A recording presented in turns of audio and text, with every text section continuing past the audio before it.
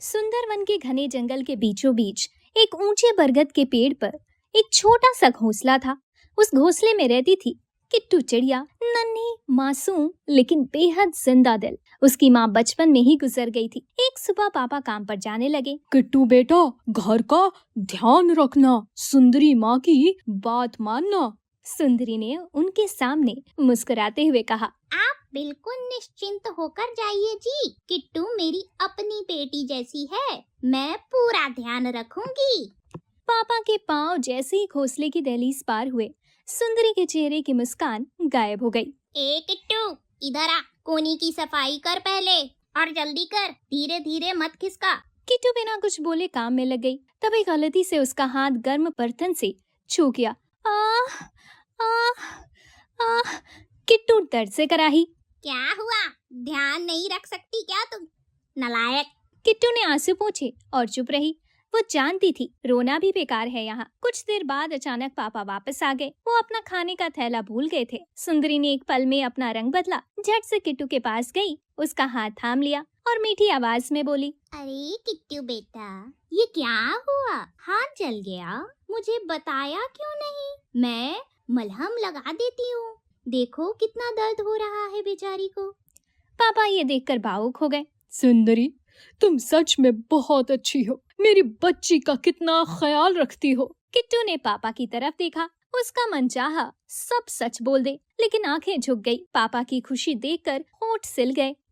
कुछ दिनों बाद पापा को शहर जाना पड़ा, 3 दिन के लिए। पापा के जाते ही सुंदरी ने कल्लन कौवे को बुला लिया। कल्लन काला, चालाक और बेरहम था, सुंदरी का पुराना आशिक। कल्लन, ये सुनहरा मौका है। किट्टू के पापा 3 दिन बाहर हैं। इस किट्टू को ठिकाने लगाओ और फिर ये घर, ये जायदाद सब हमारी है। वाह सुंदरी, दिमाग तेज है तुम्हारा। बस तुम चिंता मत करो, मैं सब संभाल लूंगा। किट्टू ये सब पर्दे की आड़ से सुन रही थी। ये लोग मुझे मारना चाहते हैं।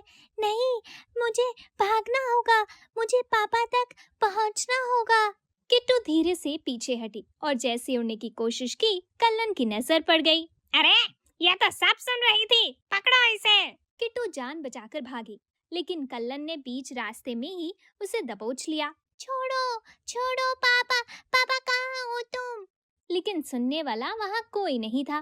कल्लन किट्टू को घसीटते हुए सुंदरवन के सबसे घने कोने में ले गया, जहाँ रोशनी भी कम पहुँचती थी, जहाँ आवाजें अजीब थी और परछाइयां डराती थी।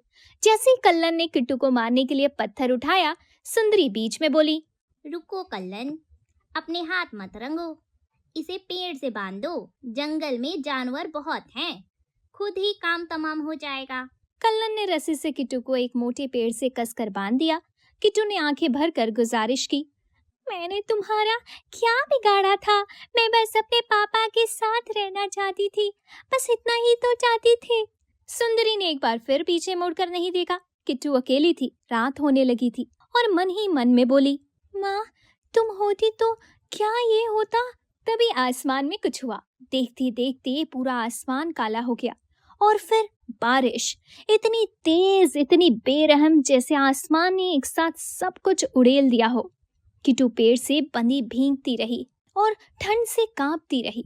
आंसू और बारिश का पानी मिलकर उसके गालों पर बह रहे थे। कोई है यहाँ, मुझे बचाओ प्लीज। लेकिन जवाब नहीं आया, बस बारिश की आवाज थी। तभी झाड़ियों में से, अरे बेटा, ये क्या हुआ तुम्हें? किसने बांधा इस तरह? किट्टू ने आंखें खोली। एक बुजुर्ग चिड़िया खड़ी थी, रीना मौसी। रीना मौसी ने बिना एक पल गंवाए रस्सी खोली और किट्टू को अपने पंखों में भर लिया। किट्टू फूट फूट कर रो पड़ी। मौसी, मेरी सौतेली माँ ने और उस कल्लन कौवे ने मुझे यहाँ मरने के लिए छोड़ दिया। मैं बहुत डरी हुई हूँ। रीना मौसी ने किट्टू के सिर पर हाथ फेरा, उनकी आंखें भर आई। बेटी, दुनिया में ऐसे लोग होते हैं जो अपनों को ही नोच लेते हैं, लेकिन भगवान हर किसी का हिसाब रखता है। तुम डरो मत, मैं हूं ना। मौसी, आप यहाँ अकेले क्यों हैं इस जंगल में? रीना मौसी ने एक गहरी सांस ली। बेटा, मेरे बेटे ने मुझे बुढ़ापे में बोझ समझकर इसी जंगल में छोड़ दिया। कहा, माँ तुम यहीं रहो, लेकिन वो कभी लेने नहीं आया। दोनों एक दूसरे को देखती रहीं। दोनों के दर्द अलग अलग थे, लेकिन अकेलापन एक जैसा था। तभी किट्टू ने मौसी का हाथ थाम लिया।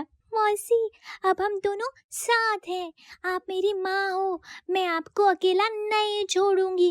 रीना मौसी की आंखों से आंसू बह गए। और तुम मेरी बेटी, चलो बेटा, इस जंगल में हम अपना घर बनाएंगे। रीना मौसी और किट्टू उस जंगल में घर की तलाश में निकले। जंगल के किनारे पर कुछ पुराने पेड़ों के बीच कुछ चिड़ियों के घोंसले थे। किट्टू ने हिम्मत करके एक दरवाजा खटखटाया। भैया, भैया, क्या हम एक रात के लिए अंदर आ सकते हैं? बारिश बहुत तेज है। और दरवाजा आधा ही खुला था। अंदर से एक मोटे कबूतर ने झांक कर देखा और तुरंत बोला, नहीं, यहाँ कोई जगह नहीं है, चले जाओ। दरवाजा बंद हो गया। किट्टू और रीना मौसी आगे बढ़ी। एक और घर। किट्टू ने फिर दस्तक दी। माँ जी, एक बूढ़ी माँ और एक बच्ची है, बारिश में भीग रही है, बस थोड़ी जगह दे दीजिए। अंदर से एक चिड़िया, अरे, हमारे अपने बच्चे हैं घर में, अनजान लोगों को नहीं रख सकते, माफ करना। किट्टू की हिम्मत टूटने लगी थी। वो थकी हुई थी, भीगी हुई, ठंड से कांपती हुई एक पेड़ के नीचे बैठ गई और धीरे से बोली, मौसी, कोई नहीं देता हमें जगह, मैं बहुत थक गई हूँ। रीना मौसी ने उसे अपने पंखों से ढका।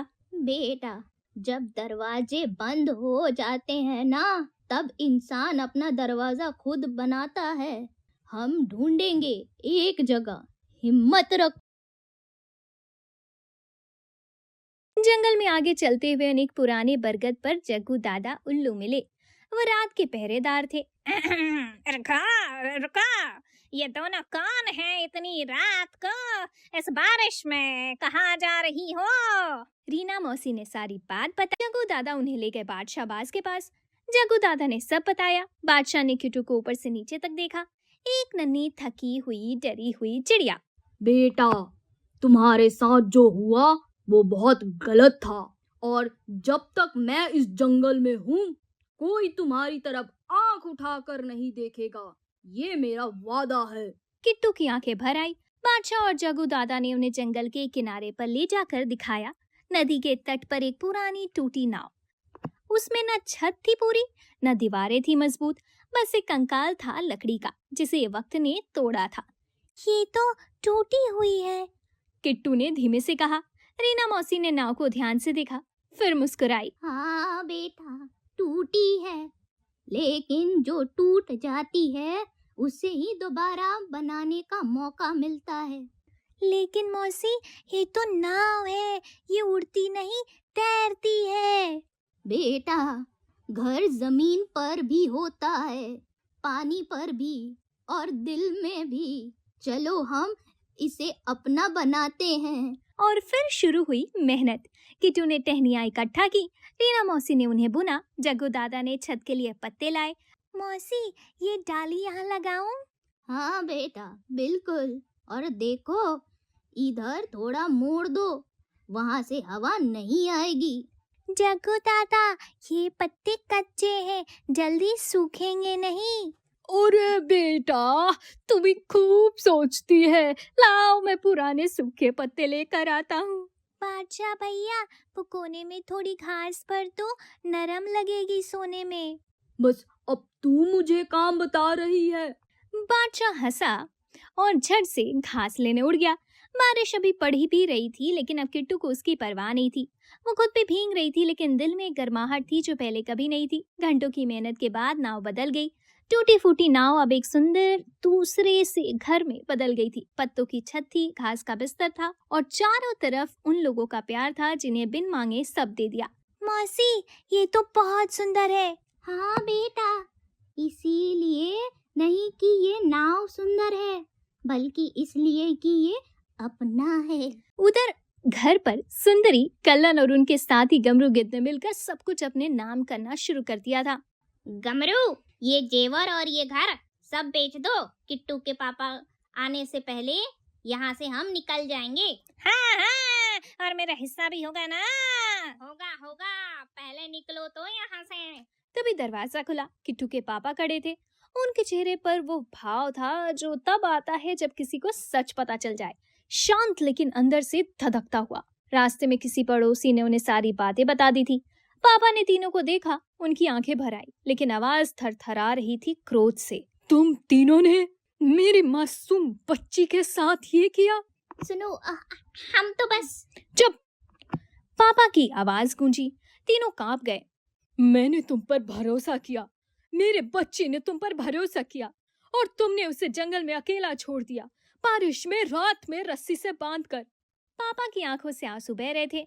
आज तुम तीनों को इस बुराई की सजा जरूर मिलेगी। पापा भागते हुए जंगल की तरफ गए। किट्टू, किट्टू बेटा, पापा आ रहा है, सुन रही हो? किट्टू, माफ कर दो पापा को, मैं तेरी रक्षा नहीं कर पाया, एक बाप होकर भी। तभी दूर से एक नन्ही आवाज आई, पापा। पापा के कदम रुक गए, सांस रुक गई। पापा, यहाँ हूँ मैं। किट्टू दौड़ती हुई आई और सीधे पापा के सीने से लिपट गई। दोनों की आंखों से आंसुओं की धारा बह रही थी। पापा ने किट्टू को इतनी कसकर पकड़ा जैसे दुनिया की कोई ताकत अब उन्हें अलग नहीं कर सकती। बेटा, मेरी बेटी, तू ठीक है? हाँ पापा, अब हूँ, जब से आपने गले लगाया है। पापा ने नजर उठाई। रीना मौसी, जग्गू दादा और बादशाह तीनों थोड़ी दूर खड़े थे। पापा उनके पास गए। रीना मौसी के पांव छूने के लिए झुके। माँ जी, आपने मेरी बच्ची की जान बचाई, मैं पूरी जिंदगी ये एहसान नहीं चुका सकता। रीना मौसी ने उन्हें उठाया और आंखें पोंछती हुई बोली, बेटा, इसमें कौन सा एहसान? तुम्हारी किट्टू ने मुझे भी जिंदगी दी है, हम दोनों एक दूसरे के बिना अधूरे थे। बादशाह ने किट्टू की तरफ देखा और मुस्कुराया। बेटा, अब इस जंगल में तेरा घर है, उस टूटी नाव में, और हम सब तेरे परिवार। किट्टू ने चारों को देखा, मौसी, जग्गू दादा, बादशाह और पापा, और पहली बार वो खुलकर हंसी। अंत, नाव तैरती है, घर रहता है। उस शाम वो टूटी नाव जिसे पानी ने भिगोया था, वक्त ने तोड़ा था, सबसे खूबसूरत घर लग रही थी।